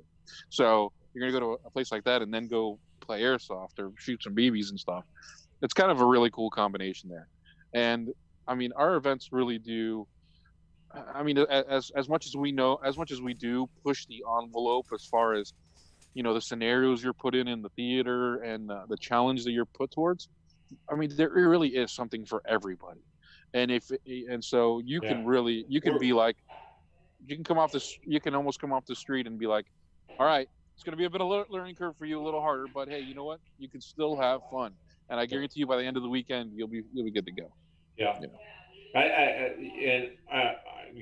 think it's growing now that we've got as far as the infrastructure, because we can go into a couple other places. So we try to get, we've been in Georgia several times now, and we've been to Pitcher twice, and we're going back to Pitcher. Pitcher's awesome out in Oklahoma. And with the neighboring towns, I'm building infrastructure so that we could do things outside of the area to make it even bigger. So it's like that. When people go like, I'm going to where and I'm leaving the play area to do what? That just like, what? And then in some cases, like I said, you do kinetic stuff. In other places, you're just doing surveillance and you're in a restaurant trying to surveil somebody, or you're in a restaurant holding a meeting and you're running counter surveillance, or things like that. And we have people where they had to go do bona fides with complete stranger and civilian, like at the desk. They had to go to a desk to a hotel and be like, yeah, I'm here to fix the TV in room 48. And then key is cut and given to the guy. And so that they could go bug the room, and because there's going to be a meeting in that room. Now, like, that's how crazy our shit has gotten. And then that team actually surveilled it, linked it up with a Wi-Fi, and watched the meeting go down in a hotel. Nice. Yeah. Real That's quick, the kind of things. because I was trying to get the answer before from the other question that was just asked. When it comes down to the cabins, how many do they typically sleep? 2 to 6. Most cabins are 2 because they have 2 beds, but you can probably fit like a third or even a fourth person if you're willing to sleep back on the floor. Yeah, or bring cots. The guy there, Fast Eddie, who's the manager there, he's cool with guys bringing cots, so you can bring it back in. Think of a typical motel room with the 2 beds, a microwave, air conditioning, AC. no TV, and you get a fridge, and you have a bathroom. You can take a shower, but that's only like five. All right. But that's only if you're on the U.S. or Copan side. That's fine. That's that's fine. Dave, can you put me down for a cabin right now, dude? Just reserve that cabin, because I can tell you right now, Battery and I, we're down for that. Your cabin you have to make that reservation through the arena training facility. We don't control the cabins at all. Yeah, they do. All right, now that you said that, he's gonna go right now into the. Yeah, they are the ones that can have absolute control of the cabin. There was at the time. You said there were the rate. Stop. Where is it at on the page? Is it under the tickets? What do you mean, the event tickets or the cabin tickets? The cabin tickets. If you go to the Arena Training Facilities website and you got to go to their calendar and you go to the weekend that we're going to be there, they'll show you the option. You pay for one night online, and then you pay for the other night in person.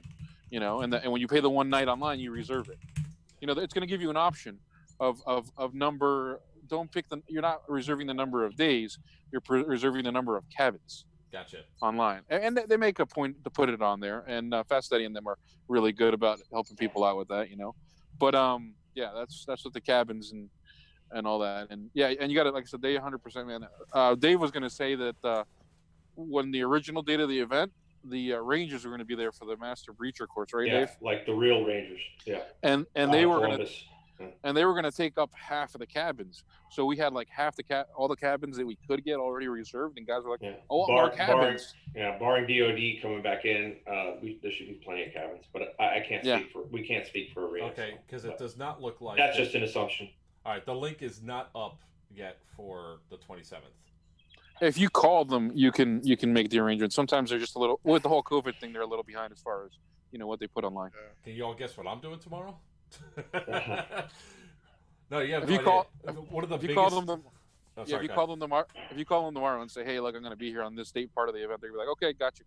All right, yeah, because the big thing is it's like we have a squad of 13 that come with us for Team Screech Dragon, and the big factor is like trying to sometimes coordinate, because we have 2 guys in 2 different states, so it's like.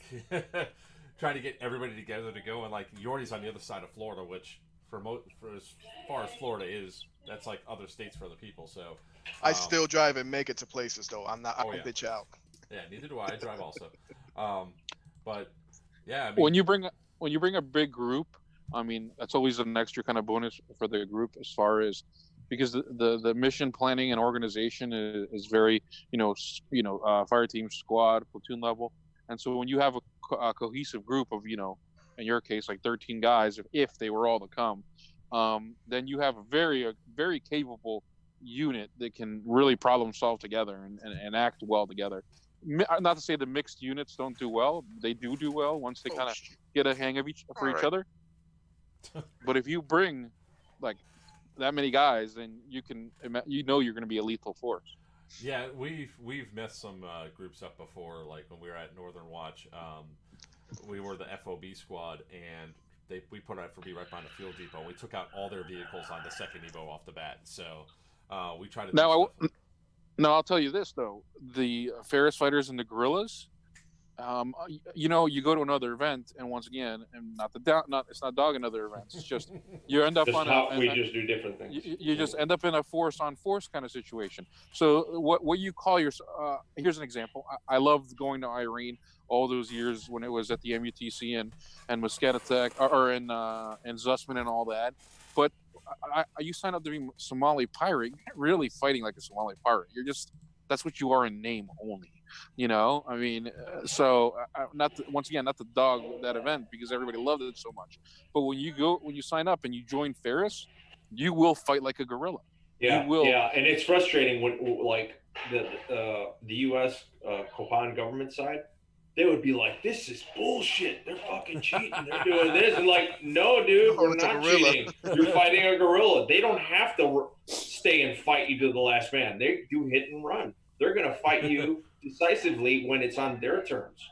You'll fight that's seven, how it really happens. Yeah. You'll fight 7 guys. Half of them will have, fully automatic, will have squad weapons, and the other half will have some rifles, and they'll fight you for 5 minutes and disappear. Yeah. U.S. Copan dudes. I mean, I'm not going to give the answers out. Let the guys figure it out. But I will say the U.S. Side, whoever sides with the U.S. has been learning very fast. I've seen them develop very quickly, and especially now that we've opened up the different abilities within each faction and expectations. Like these guys are freewheeling and free thinking. You're like, holy shit, man, that was brilliant. So I've been telling the Bears are like, hey, man, you better start thinking outside the box again because we were always, I would say, not always, and it's definitely not different, but in many cases, Ferris was outwitting them. Now, the U.S. side may have had a higher body count, but in many cases, the mission accomplishment was on Ferris's outweighed the U.S. side, and mission accomplishment and frustrating the U.S. side. They're like, that guy's lying. And it's like, well, you got to prove it. You can't just roll people up because you've seen or you suspect this guy. If he's got evidence that says he's Ferris, then okay. But if he's got a national ID and he's got no weapons, you've got nothing. He's got no radio. Oh, he's got a radio. Okay. Is it on a Ferris frequency? Is he talking? You got to listen to the radio. It could be just because he's a construction guy's used radios.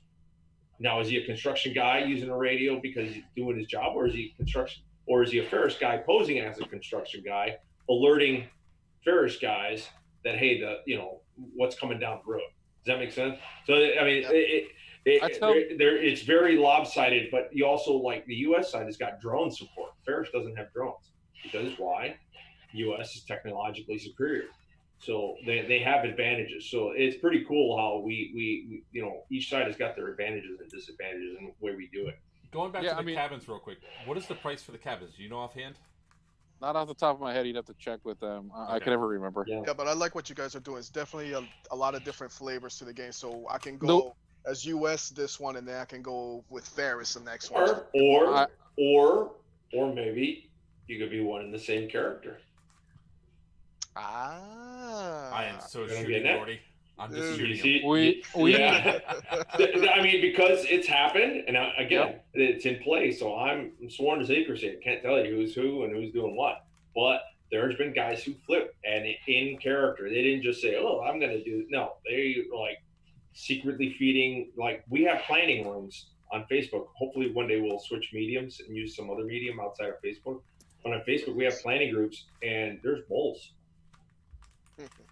Yeah, and that actually speaks to me. And because it's real, it's freaking real. You go to Afghanistan, they're saying like what 10% of the freaking guys that you're working with are Taliban sympathizers that are ANA. It's real. The Turks. Not all the. Well, yeah, some Turks are suspect, but I mean just the fighters too. So it's real. You got guys who flip both ways. So. Or you've got we've seen it too. You've got on the American side, you got Rangers that like to gab too much, and they gab to the wrong person. And next thing you know, oh, I know your size, your element, your dates, and when you're going to be here and what your mission is. Oh, okay, thank you. I love giving false information. Yeah, you got that too. You do. You got that too. So you got to think. And totally. And that's going on in playing groups because we got Facebook profiles of people, characters, not people, but characters, and they're passing information. Facebook character, obviously, Verduga's got his own. He's actually got two. Yeah, Verduga has two. We got General Atticus. You got freaking Dino Luga. You got Bubba Moore's got his own side one, even though it's the same name. He's got a side one that's specifically for Centurion. Jose Pena, Pablo Galan. Pena, Pablo Galan. There's all kinds of these. Some, and the thing is pretty cool is like some of them are virtual. Some of them are actual people that maybe one day you'll meet. This is awesome. Now, we don't really have a time limit on this, so pretty much the rest of this goes on we're just glad that you're here talking about this. So if you guys we're glad to be here. Or if you guys want to end it sooner, that's fine. We're getting a lot of engagement from people that are here asking questions. We haven't had any questions from your guys in your chat. I asked at the beginning. Okay. One thing I tell guys is, especially when it comes to them being on the U.S. side, because this whole culture shock of, wait a minute, man, this is not an event where the U.S. is like put up on a pedestal as the heroes, you know, and they do bad things because that's real. The U.S. has done some bad shit down in Central and South America. So there are a lot of a lot of times where guys are like, but I got the mission done, or I killed the most bad guys. How come I don't have a victory? I'm like, well, you have to understand that first of all, you can't roll just anybody up. It's like a cop. You know who the drug dealer on the corner is, but you got to catch him in the act, you know, not just standing on the corner. You got to catch him, surveil him, and you got to, did he deal? And then, oh my God, who did he deal to? Yeah. You know, and there's a whole process to it. And then the story, and then the news that comes out of the news sources in the story are South American. Yeah. So where do you think the slant's going to go? Story-wise. Oh yeah, you know? I could not believe the frustration that comes out of the news releases and the intel releases that we like. This is bullshit. That's not how it happened. And there's nothing, it was a virtual mission. It didn't even really happen. It's just a virtual mission. And how do you think people are gonna? That's what the Taliban do. Just like the shitheads in Afghanistan, they got the media, propaganda, human rights people on speed dial. Dude, what do you think they're gonna? Look, that was a whole village full of nice people that they. Because I follow them on Facebook and I see the threads of the news and the engagement of some of those people. Like they take it like. Yeah. Oh, trust me, man. I think it was like before. So, I get accused of being called like a keyboard warrior sometimes or anything else, but I do a lot of fact checking. So before I post anything, I go and research first before I open my mouth because I want this shirt to be correct. I could be wrong, but I doubt it. And there's the stuff that comes over sometimes, like, what the is this? Wait. And what the U.S. doesn't understand is that they have all the opportunity to influence the story as much as they want to. You know, sometimes what happens, I think, and what I've discovered with the customer base, the guys that come over to Ferris, because of the natural kind of already need for there to be a little more of a theater to it, it's easier for them to get into the propaganda stuff and move past just the BBs. The U.S. side, because once again, what kind of guy goes out and plays airsoft and dresses up as an SO? A guy that wants to be a hitter, a guy that wants to do a cool direct action array, and a guy that wants to look good. And you know, his mind usually, and not always, because it's not always. Yeah. The ODA is obviously proof that that's not always true. Yeah, these guys are more traditional airsoft gun blazing. Yeah, the guys who've been filling up the ODA position have been freaking killing it, man. They were like, holy crap, they impressed me. Like seriously, they were freaking pretty impressive. So I'm excited. But if the U.S. realized and accepted that they have just as much ability to put out propaganda or influence things, they could because I mean, everything is scrutinized that the U.S. puts out. that cross the board All right, so all over the world. do you guys have a little suitcase that has a little red button that we can push? Everybody dies. So No. nuke them all. Nuke 'em Sort them out all. later. I have a question. Like the more where it goes down to just straight up. One of the things that frustrates us when we go to events. How do you guys handle cheating?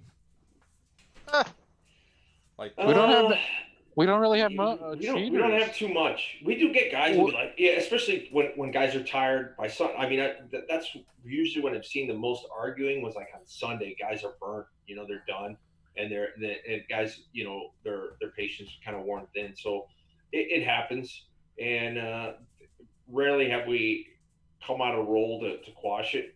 Rarely we just stay and roll with it. And most of our players are pretty mature. It tend to be a bit more mature. I think in general. I'm not a big airsoft player. No, on average, our customer base is definitely older, in comparison to other airsoft events. So sometimes when guys are like, "Oh, I'm a little slower, older, and fatter," I'm like, "Dude, you're the exact demographics." Yeah. So but we just say, "Hey, run it up the chain. Let's let people know, and then we'll address it." During this gauge. But if guys get into debating on each other on calling hits, who didn't call hits, who didn't, it really smashes the shit out of the momentum of the game. So it does neither side benefits from nobody for the most part, people are good at self-policing themselves because nobody wants to upset the tempo or the natural flow.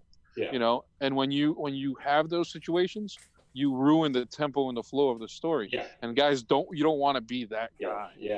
And if you really have to, like if it's getting bad, the other thing is because we have embedded guys. That was going to be my next question. Do you have embeds? We have there's the staff team is over 20 people. And people are like, well, I've never seen 20 guys at a Centurion event. You're lucky if you see 2 guys with orange shirts. Because everybody is embedded. And I think that is 2 things. Embedded staff is like, oh my God, I don't know where this staff member is, so I better be more honest. And B, when something does happen, the embedded staff pulls his card out and says, look, I'm staff, shut up and move along. Because it does piss on the wheels of the momentum and the storyline, and nobody likes that. So I think guys are really good about that. That's excellent. I'm sorry, Javier. No, go ahead. I was going to say, I think guys are more worried about being that guy that upset the momentum of the game than anything else. Mm-hmm. Yeah, because we obviously, well, if you guys don't know about Miami Airsoft, a quick education is it's cheater central. There's a lot of stuff that happens down there, but a lot of events that I've traveled to, especially when somebody gets frustrated, like a team is losing, they're not getting the objective. Like we were at Fulda Gap, and we were holding Romeo, and we held Romeo for like 2 straight hours between 2 different gun trucks coming in, trying to take us out, and we just kept eliminating them. Finally, they just decided they're going to activate God mode to push us off Romeo, to the point where I shot one guy in the lip, and he's bleeding. And I was like, man, I just shot... And then he sprays me. I was like, I just shot you in the face. He goes, no, you didn't. I was like... And then the ref turns to me and goes, then why is your lip bleeding now? See, that happens, and, I can tell you exactly why that happens. And that's why I can tell you why that happens at other events a lot more than ours in relation to exactly the example you gave. Is the simple fact that a lot of some games, majority games, are surrounded around a force-on-force fighting over a hard objective of some kind, and when you just keep grinding people in on that same one-point objective, frustrations build up. Well, our objectives aren't just take that hill. There's much more to the mission to that. Tom from there is because you got the bigger picture in our event.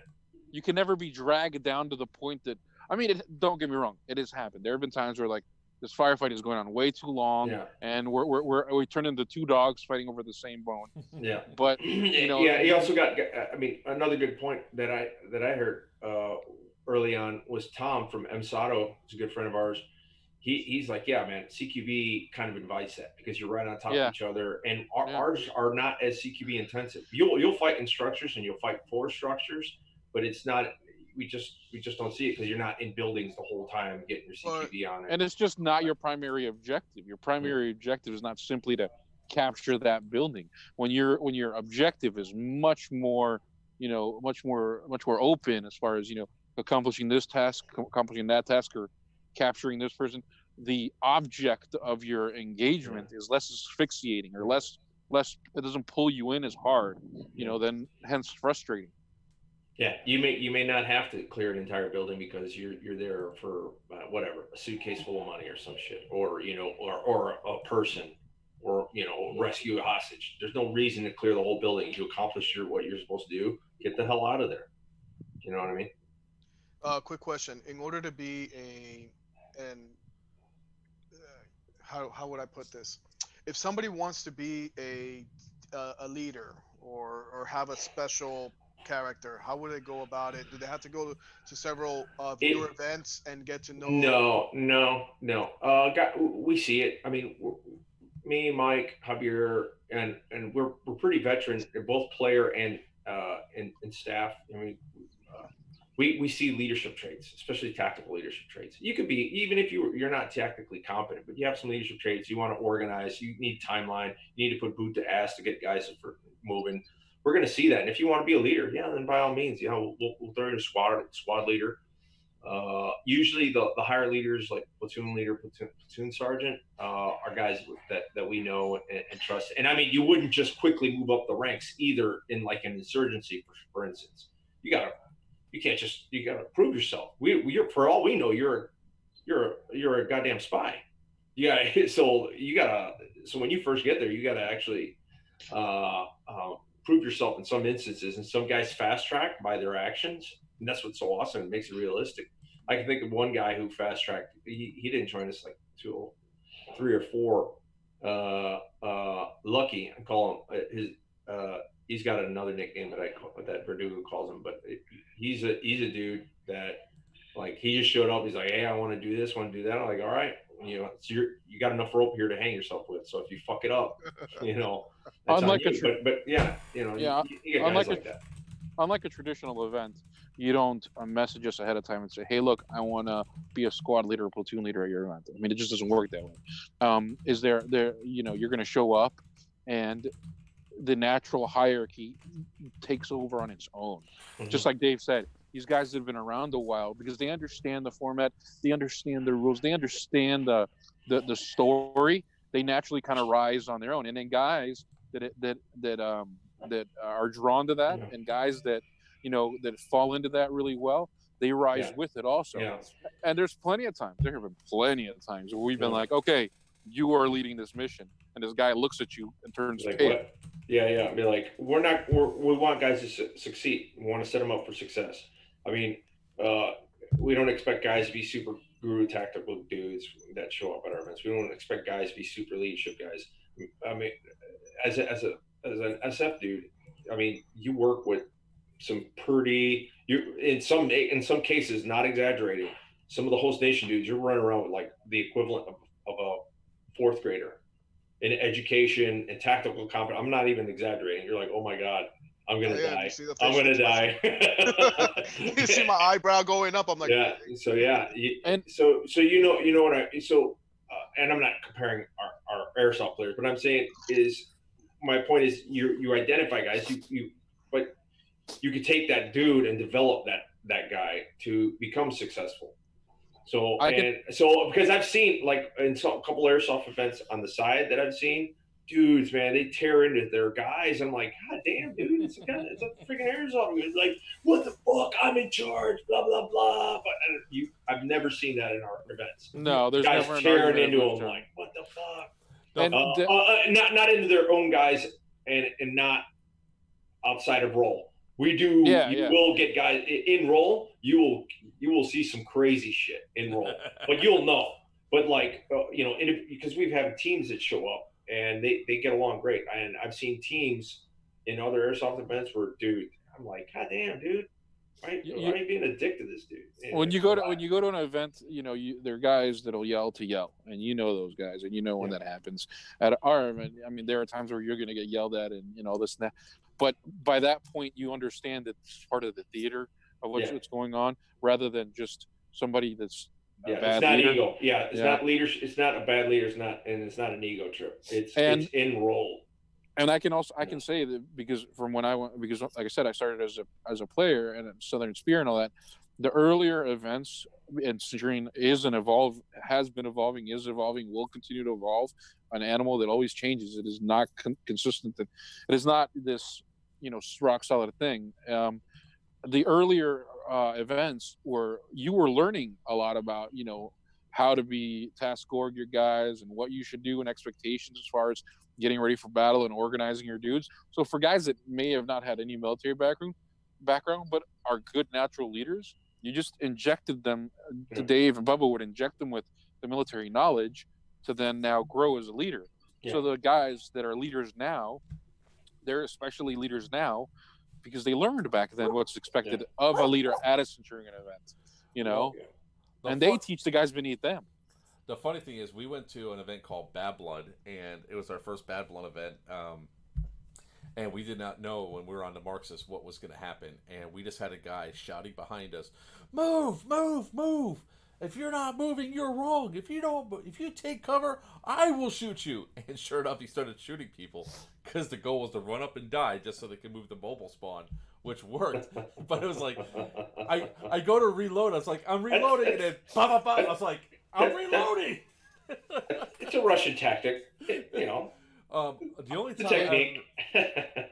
time I ever lost my cool with like my squad or whatever is we're up at Folda Gap and somebody did not shut and lock the trailer, so 3 OCAWs fell out of the back of the trailer. Luckily at the Airbnb, but I had $5,000 worth of gear inside of my bag. Ooh. It fell off the back. Well, I don't think that's necessarily a game. I'm talking about like freaking dudes like running around and like a kid screwed up. He wasn't pulling security or some shit. Yeah. So I've $5 grand in kit. Yeah, luckily, luckily it was found. Luckily it was found, but not good. Before it got ran over by a truck and my helmet went bad. My helmet got destroyed. So did my my bladder and a couple other things. But that was like the only time I ever lost my cool with any of the guys and not screaming and yelling at them. But yeah, I seen some of those at some events where the guys are just screaming and yelling. And it's like, and okay. well, I mean, be mean or whatever. And I mean, if you're at one of our events, if you're brand new and you've never been there before, there's nothing wrong with you coming to a staff member or me and being like, "Oh, I don't know the mission," because then I'm going to go to your squad leader and I'm like, "Why does he not know the mission?" Yeah. Because your leader should be briefing down to the lowest level. You should know what, depending on the mission, what your specific job is in relation to the mission, and then I've done it. Dave's done it. Randomly ask guys, what's your job on this mission? Yeah. And then you get a good answer, and then you're like, okay, the squad leader's on his game. Or you get the blank stare. And again, it depends on the op tempo of what's going on. Sometimes you have a decent amount of time to plan and brief back, and we want guys to brief the leadership. Like, okay, this is what my guys are doing, this is what this squad's doing, yada yada, and we'll have the leadership formulate the plan after we give them the warning order. In some cases, just like, we gotta go. And it's emergency planning. We got to get out the door. Now you ask guys what's like, your objective? You people. Now you ask guys like Doug. You ask guys like Doug or others that have been around like a long time and have done a lot of events, and we trust them. I mean, Doug will tell you. He's come up to me. He's like, "Well, what about this?" And I'm like, "Figure it the fuck out. Walk away from me." And I mean, it's because we gotten to that point with these guys. Not to be a dick to them. But I'm like, you're fucking smarter than this. Yeah. He actually, you're on the. You were inside that. We were in the same Zoom thing the other day where he said that. He said it totally this stuff. Figure the fuck out. Yeah, and I mean, there's all kinds of things. Like, it's not like it's an ulterior motive, but it's like I want to make, when I put the events together and the scenarios and all that, I want to make it more than just slinging BBs. I want to make it more than just an immersive experience. I want guys to learn from it. There's most definitely, just like my military experience, there's a shit ton of stuff that I gathered that has nothing to do with slinging bullets and slaying people, and have a lot to do with freaking addressing issues in life. And I want guys to be like, you know, as far as problem solving and doing things like that and relating with people and all those little things that come into our event, I want guys to walk away and move into down to our storylines and be like, hey man, you know, become a critical thinker, become a better citizen, you know. It's that green beret shit. He can't stop teaching. That green beret, I can't. Yeah, that's the thing. Yeah. He's like, you need to learn now. But I don't want to learn. Oh, gentlemen, it's been really great. We've been on this for almost 2 hours. Yeah, now, 2 hours. So, yeah, I could definitely run myself. My phone's about to die. All right. So tickets are back up for sale now, right? Yes. Yep. Yes, sir. Okay. So offline, I'm going to ask you guys to make sure that my ticket is actually valid because I'm not sure what I did after the event and all that. But I know personally, I'm looking forward to it. I can see Yordi's eyes just all lit up. Oh, dude, I'm drooling right now. I'm gonna keep drinking my rum. I looked at the roster. The other day, and I have you down as going. So. Yes. All right. Because then I'll probably be bringing. I'll talk to you guys also about my truck and all that offline. Yeah. So and then it's. I guess I should have asked about being a sponsor earlier, but you know, being new to the industry and all that for what we do.